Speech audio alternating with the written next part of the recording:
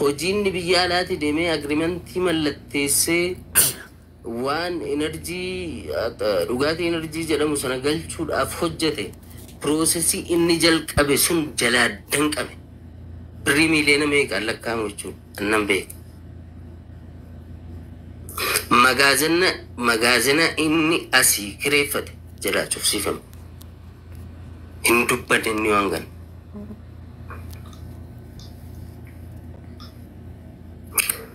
Qarshiin laayisensii sana baafachuudhaaf Dubaay diresii deeme hundi keessanii beektu jechuudha. Hanga Dubaay deemee laayisensii sana baafatee biyya keessatti gibiraaf qaraxa barbaachisu kaffalee baafate sun magaazina kireeffatee meeshaa galchuu gaafa jiru jalaa cufsiisu. Balaan konkolaataa sun irra ga'e hin dubbanne.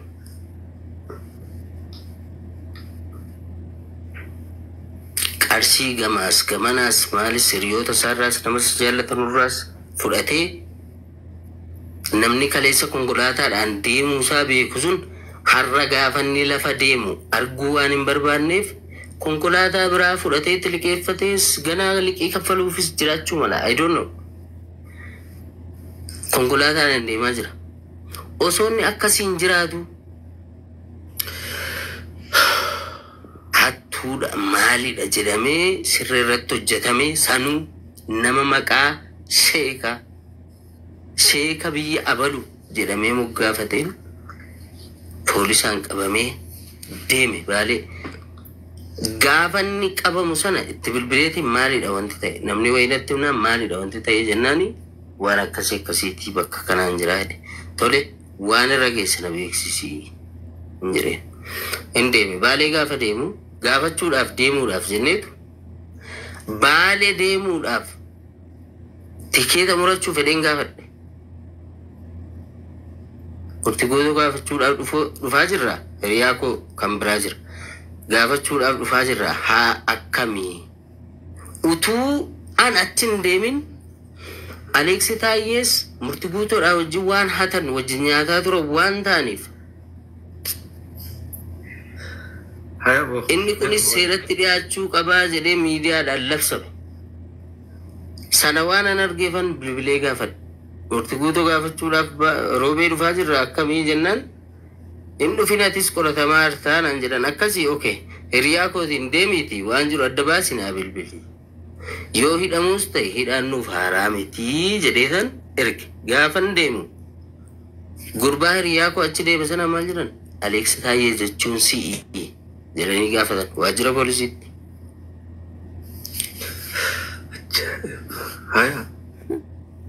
Sana booda okay erga akkas ta'e at least an ala taa'ee namni kun nama hin qabu nama isatti duulu malee nama isaaf sagalee taa'aa jiru hin jiru. At least ala taa'ee dhugaasaa dubbachuun qabaa jedheetan isa bira dhaquu dhiise.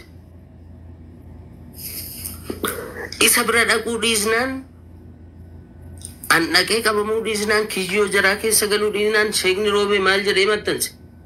Aleeksi Taayyee namni jedhamu kun maqaa koo balleesseera gadi bahee dhiifama nan gaafatu taanaan Finfinnee dhufeeti beeki boolee taa'e dhufee dhiifama nan gaafatu taanaan seeraan akkanaa gaafatamu. Kabajaan hin gaafadhaa jedhee maxxanse Facebook irratti screenshootii isaa isinii fiduu nan danda'a. Okay. Akkasii erga akkas ta'e Murtiguutoo kan qabee jiru seera.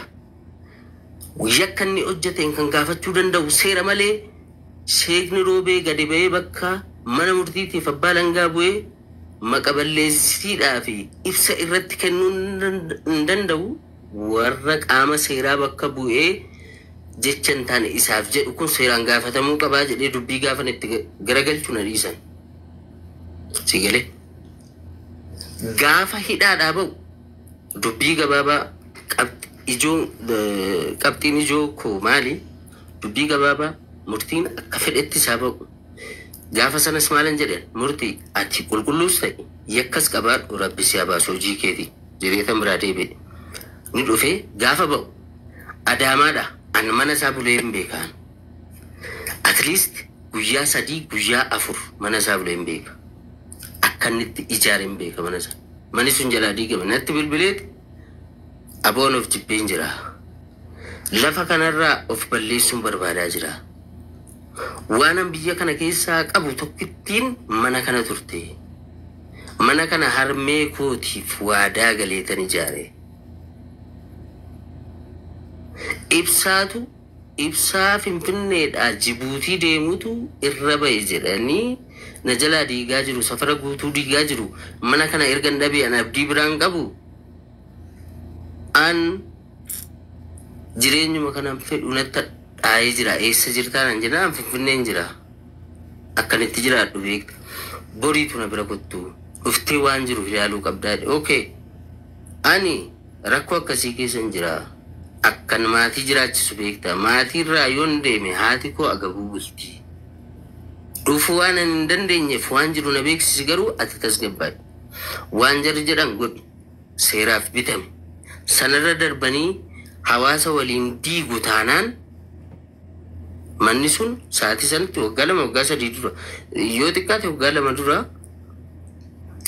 birii miliyoona tokkoof wayii oliin ijaarame an tilmaama isaa beekuus baadhu so yoo waan jarri godhi jedhan hawaasa waliin kan kee qofa taanaan rakkoon qabu ajandaa miidiyaa goona yoo hawaasa waliin ta'e garuu duran dhaabbatiin haadiiganii waan hawaasni ta'e waliin taata seera sitti murame guuttee kaateetu mirga kee gaafattaan jedhe dhaquu hin dandeenye jireenya dhuunfaa kootiitu na dhorke ani itti gaafatamaa maatiiti obbolaa 2 barsiisa haadha koon jiraachisa kanaafi deemuu hin dandeenye yaa akka hiriyaatti bira dhaabbachuun qaba bira deemuun qaban ture yoon deemes furmaata biraan qabu fedheen dhiisee sana booda manni sun jalaa diigame takka namni akka murtii guutuu ajandaa miidiyaa jala deemuun jiru waa'ee dhuunfaa isaa garuu manatu na jalaa diigame kanan miidhame jedhee ummata keessaa dhalate warra Harargeettis ta'e warra miidiyaatti dubbatee hin beeku I appreciate him bu'aa amma kana nama ajandaa barbaadu ta'ee rakkina isaa gadi bahee dubbachuu isaa eegaan ture hin dubbanne garuu Yesus dhuguma murtii ati Yesus Kiristoosin garaa kee guutuudhaan amanattee ilma Waaqayyoo ta'uu isaa amanattetta. Dhibbarraa 99 yoo siin jedhe soba haa waraabbatan sagalee kana gaafa murtiin amantii biraatan qaba siin jedhe akkasii dhageessisaniif dhibbarraa dhibbatti amanee dubbisee hubadhee naagalee kan itti amanee fudhadhee dhufee. Okay.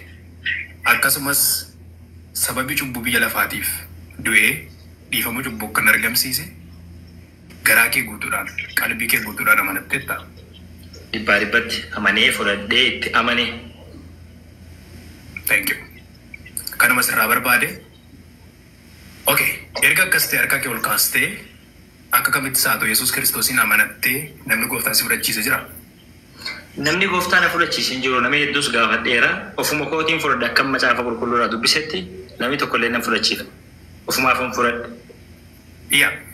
Ofumaan fudhachuu nama fakkeenyaaf maal jedhama namni sibira bu'ee fakkeenyaaf bakka shaadaa beektee yaada.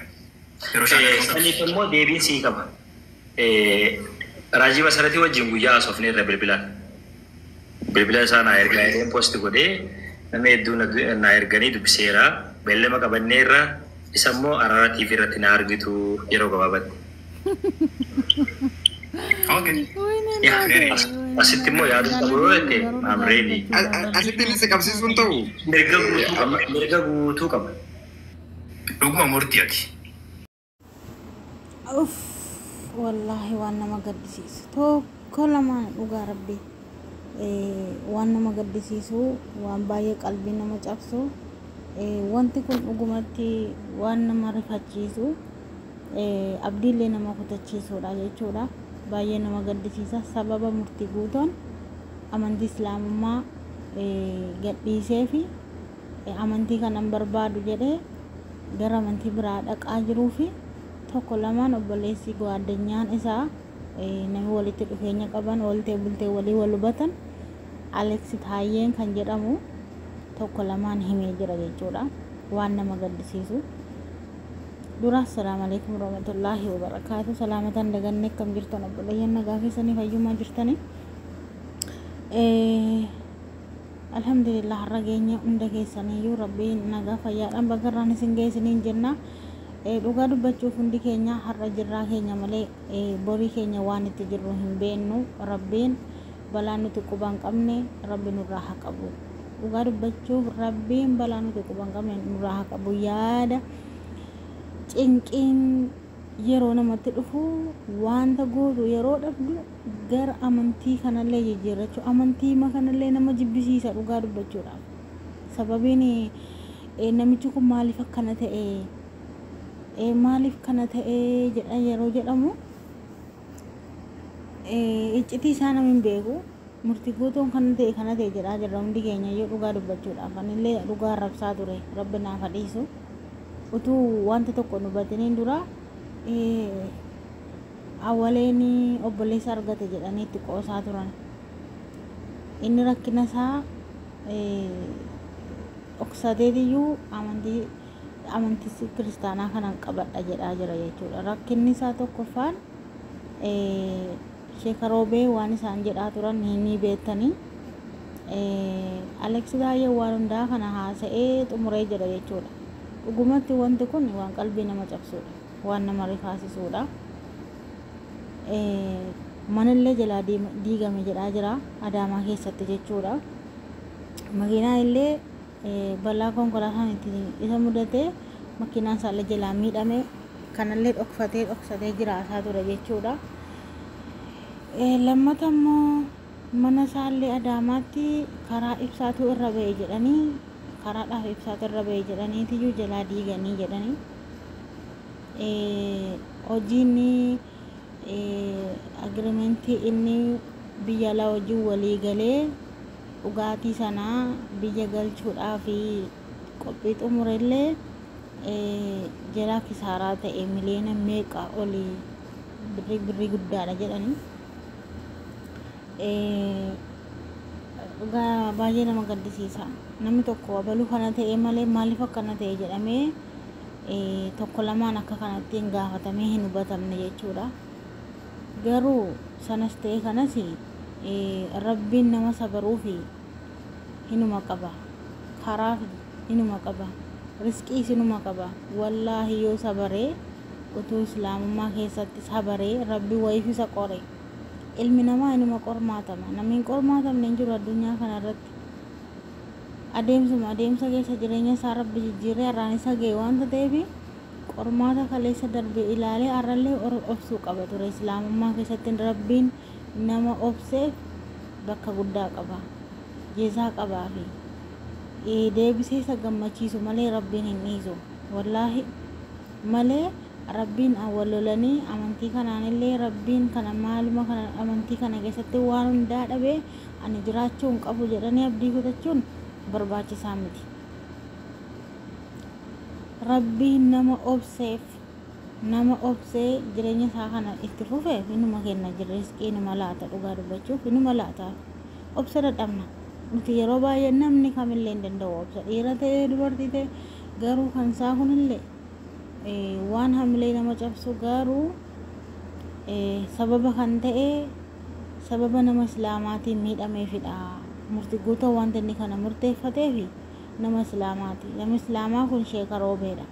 Akkuma beektan Sheeki Roobee himata irratti bananii ragaa waliin waraqata seera qabeessaan viidiyoo waraabanii laayivii irratti dubbachaa turan kanaan dura argaa turre hundi keenya.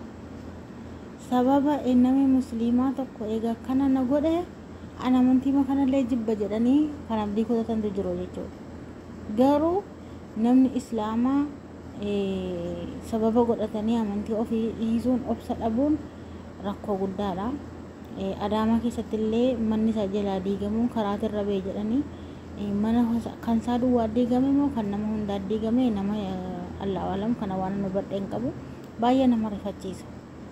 Walumaa galatti rakkoon isarra ga'e dhugaatti rakkoo gurguddaadha. Garuu ammoo rabbiin nama sabareef waan guddaa qaba. Kan isa caalu qaba rabbiin. Rabbi waan nama isarratti wanta ta'e kana hundaa sabaree ammallee abdii kutuu dhiisee hojjetee salaatee rabbiin kadhate rabbiin wallaahi deebisee ijaaru malee hin dhiisu ture jechuudha. Garuu inni abdii irraa kutate subhaanallah, rabbii abdii nun kutachiisan. Kanaafuu abdii kutachuun barbaachisaa miti. Rabbii abdii nun kutachiisanii nama rakkina keessa kamiin keessa iyyuu darbee sabaree jireenya isaatiif milkaa'u rabbiin waa godhu. Waan dhaggeeffattaniif galatooma. Sababa murtii guutuun amantii islaamummaa keessaa gara amantii biraan deema jedhuuf tokko lamaan viidiyoo kana dhaggeeffadhaa. Dhugaa rabbii baay'ee qalbii nama cabsa. Garuu irratti obsuun barbaachisaadha. Waan dhaggeeffattaniif galatooma. Nagaan naa tura.